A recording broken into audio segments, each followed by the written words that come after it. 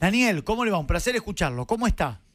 Igualmente, Gabriel, un gusto hablar con ustedes. Lo mismo. ¿Cómo está usted? ¿Bien? Bien, por suerte. Bueno. Sí, yo estoy bien, en salud, en familia. Eso es ¿Qué más importante. se puede pedir, no? Eso es importante, eso es importante. Daniel, para explicarle un poco a la gente, como yo siempre digo, a la gente de a pie, a don Juan, a doña Juana, a don José que nos está escuchando, ¿qué es lo que pasó con la Corte? ¿Qué quiso hacer el kirchnerismo? Nos cuenta un poquito a la gente de a pie qué es lo que estuvo pasando en las últimas semanas, que la gente escuchaba mucho sobre un posible atropello contra el Consejo de la Magistratura. Me parece que es interesante hacer un poquitito, ir para atrás y empezar por el Consejo de la Magistratura, que es un organismo que se incorpora a la Constitución en 1994 Sí. y que tiene por funciones principales la formación de una terna para designación de jueces federales y la posibilidad de la remoción de los mismos a través de un jurado de enjuiciamiento, y además administra el Poder Judicial. Es decir, es un órgano fundamental del Poder Judicial que lleva a cabo todas estas funciones y que se incorpora recién en el 94, tomado desde los sistemas parlamentarios europeos. Ahora bien, la primera ley que lo reglamentó, tengamos en cuenta que la composición es de 4 estamentos. Aquellos que son el producto de la representación política, la representación de los jueces, de los abogados y del sector científico-técnico. ¿En qué número? La Constitución no lo precisa, dice que tiene que haber un equilibrio.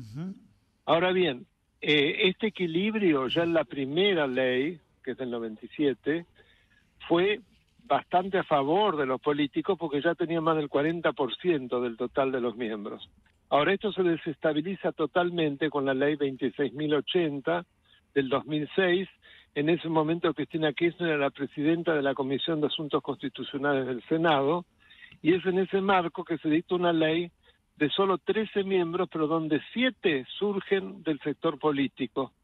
Pero además los 5 del oficialismo determinan, ya que es necesario los 2/3 de la totalidad de los miembros, ya sea para elevar la terna o para enjuiciar a un juez, tienen como un derecho de veto para establecer si se es juez o si se deja de ser juez, porque para lograr los 2/3 es necesario por lo menos uno de esos 5.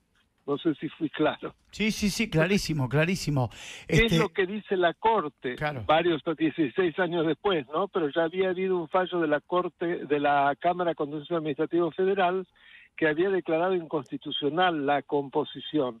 ¿Por qué? Porque había un predominio hegemónico de un sector sobre los otros que le permitía tomar las decisiones sin que participara ninguno de los otros. Y en ese marco lo declara inconstitucional. Dice, la igualdad no es aritmética, pero no puede haber ese predominio hegemónico, porque si eso ocurre, se produce una situación de clara inconstitucionalidad.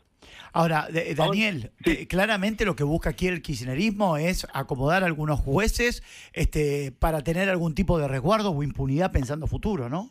No le quepa ninguna duda, es lo que ha hecho gracias a esa ley hasta el presente, y así capturó prácticamente al Poder Judicial. Máxime si tenemos en cuenta que se creó una agrupación interna, Justicia Legítima, en la cual de sus propios estatutos surge que los jueces son militantes, es decir, que deben responder necesariamente a las necesidades del kirchnerismo. Claro.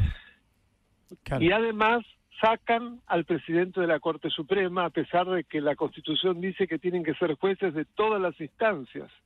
Fíjese qué grado de inconstitucionalidad, yo diría prácticamente es una burla contra la Corte Suprema. Porque además... Sí. Quiero respecto a esto sobre Rosati, que el lunes va a asumir, digo, claro. ¿Está avalado, digamos, por la Constitución, digamos? ¿Está bien que Rosati el lunes asuma como presidente? Mire, le explico por qué, por 2 motivos. En primer lugar, por lo que decía antes, es decir, tiene que haber jueces de todas las instancias. Sí. Es obvio que tiene que haber alguien de la Corte Suprema. ¿Por qué el presidente? Porque en última instancia el Consejo de Magistratura es un órgano auxiliar del Poder Judicial. Claro. Por lo tanto, como no se quebró la posibilidad de que exista una suerte de bicefalía en la dirección del Poder Judicial, sino que la Suprema sigue siendo la Corte. Entonces, como funcionalidad Y para darle coherencia al sistema, es deseable y es lógico por interpretación, digamos, concordante de la Constitución, que el presidente de la Corte Suprema presida al mismo tiempo el Consejo de la Magistratura. Claro, claro.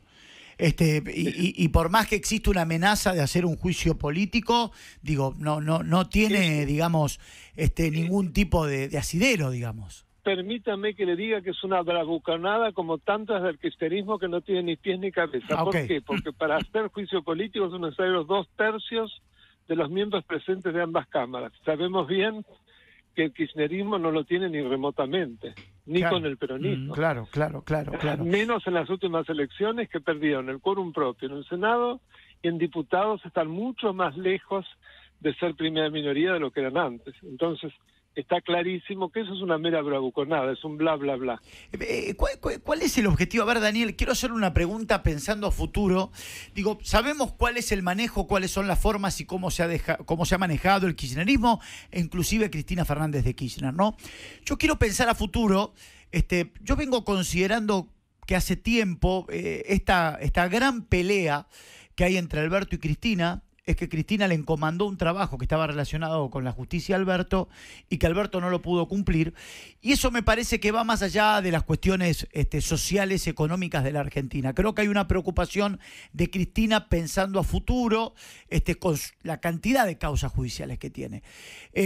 Yo le vuelvo a preguntar esto, digo, eso es un análisis mío dentro de utilizar el sentido común, no tengo demasiada información, ni tampoco tengo la capacidad, Daniel, que tiene usted. ¿Cree que Cristina está preocupada o mucha gente del kirchnerismo está preocupado a futuro respecto a las causas y a lo que puede llegar a pasar cuando ya no tengan más poder?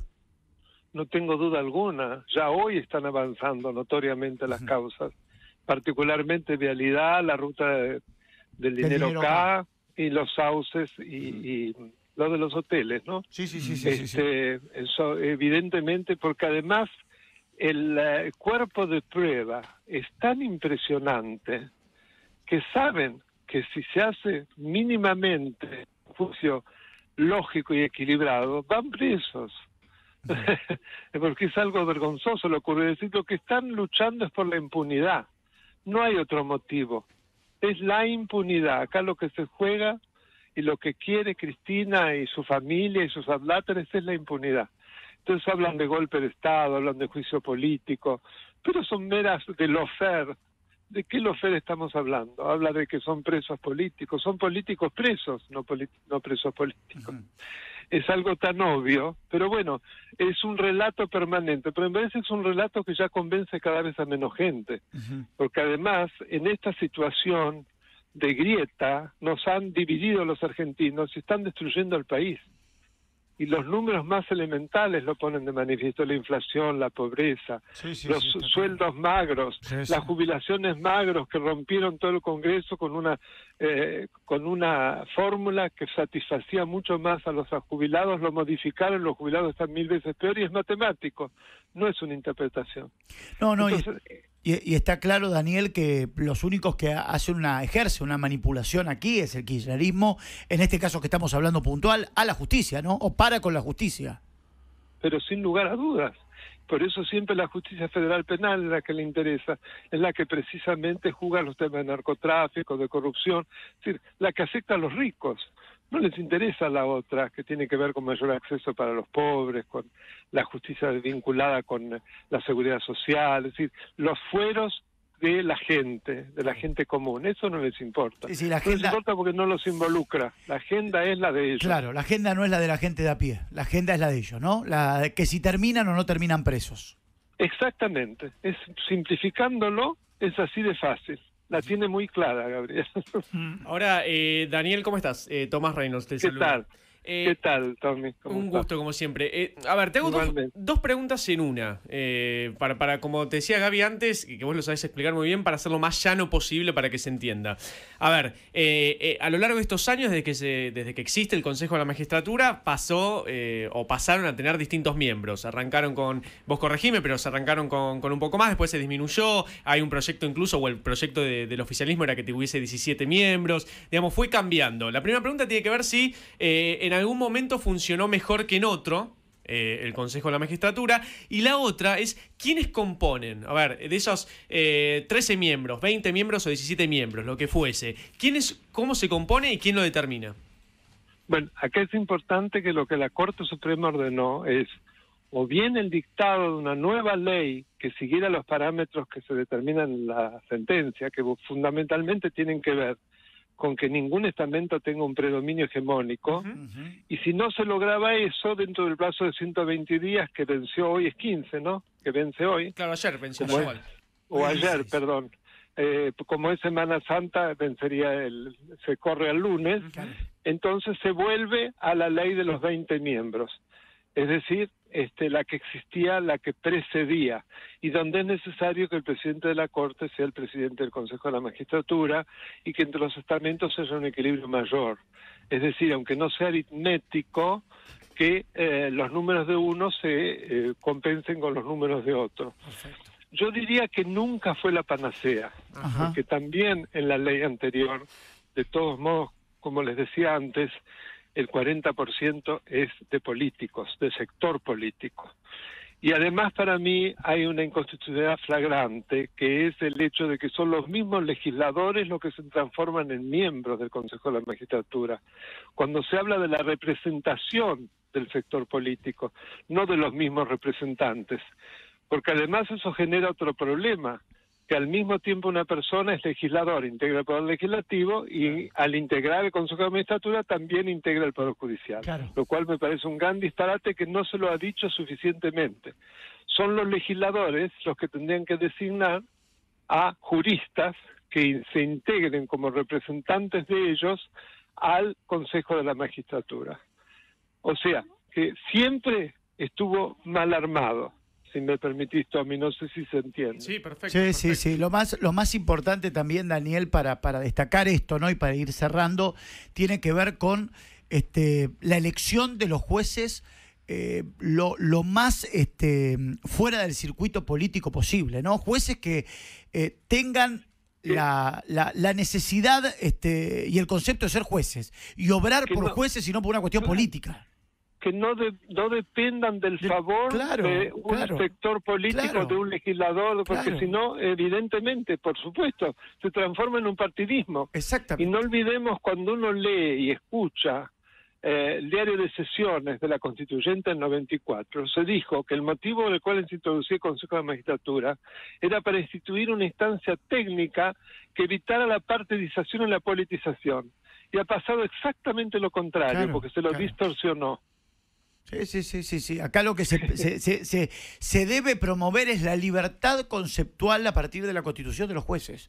O sea, jueces que si mañana... Si no tenemos jueces independientes, y si no los tenemos, no tenemos república tampoco. Jueces, no hay división de poderes. Tal cual. Jueces que si mañana tienen que meter preso a Macri, tienen que meter preso a Cristina, tienen que meter preso a Sapsay, o tienen que meter preso a Nelo, tengan la libertad de hacerlo, Daniel. Como pasa en los países desarrollados. Exactamente. Yo siempre recuerdo, por ejemplo, en el caso de Francia, donde el expresidente Chirac, que era un hombre muy respetado, sin embargo fue condenado porque cuando era alcalde de París ofrecía los inmuebles de la comuna francesa a un valor para amigos, a un valor inferior del valor de mercado. Y eso le valió un juicio y estuvo, ya era grande, por eso, con prisión domiciliaria durante 3 años. Hablamos de Jacques Chirac. Claro, Jacques Chirac. Que no me vengan a decir que en todos lados es lo mismo. No, en todos lados no es lo mismo. Podría dar muchos ejemplos en otros países, pero no los quiero aburrir. El problema no es la corrupción, sino la corrupción más la impunidad. Claro. Entonces no hay salida.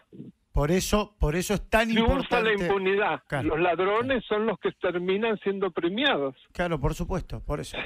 Por eso es tan importante el Consejo de la Magistratura, porque así empieza la designación de los jueces, ¿no? Exactamente, es el a ver, como muchas veces, Daniel, decimos, es la punta del iceberg, ¿no? Para tener a Gabriel Anhelo, que es un juez corrupto, doy mi nombre para no herir susceptibilidades, digo, la elección de Gabriel Anhelo empieza a partir del Consejo de la Magistratura. ¿Por qué? Porque Anhelo es amigo de Juan, de Tito, de Pedro, y en realidad no lo tienen que elegir a Anhelo, lo tienen que elegir a jueces que tomen con total parcialidad los fallos que tienen que llevar adelante. Por supuesto, así es. Muy bien. Estamos totalmente de acuerdo. No, cortita, Gaby, perdón, Daniel, que te interrumpa, pero recién hablabas de en el mundo. En el mundo, aquellos, digamos, funcionarios políticos que son elegidos obviamente por el pueblo, ¿también tienen fueros o es solamente acá? Digamos que ya la palabra fuero es una palabra que va en contra de un sistema democrático, son inmunidades. Y las inmunidades no son para la persona, son para la función que cumple para que sea independiente. Fíjate que el haber utilizado la palabra fuero ya distorsiona todo, porque fuero es un privilegio. Y la Constitución es clara cuando dice que en la República Argentina no hay fueros ni títulos de nobleza, es clarísima. Son inmunidades para defender la función legislativa o la que fuere, ¿no es cierto? Sí. Muy bien. Es una distorsión. Lamentablemente hemos sufrido y sufrimos permanentemente la distorsión de las instituciones. Daniel, gracias como siempre, es un placer escucharlo. Para mí un placer, y yo te recuerdo, si me permitís, claro que sí, me manden por favor el audio y lo vamos a subir a mi canal de YouTube, Daniel Alberto Sapsay en YouTube. Y lo vamos a escuchar y lo vamos a sugerir. Gracias, Daniel, que tenga buen fin de semana y felices Pascuas. También para Tommy y todo el equipo, igualmente para ustedes. Gracias, Daniel, abrazo grande. Bueno, ahí estaba Daniel Sapsay charlando con nosotros.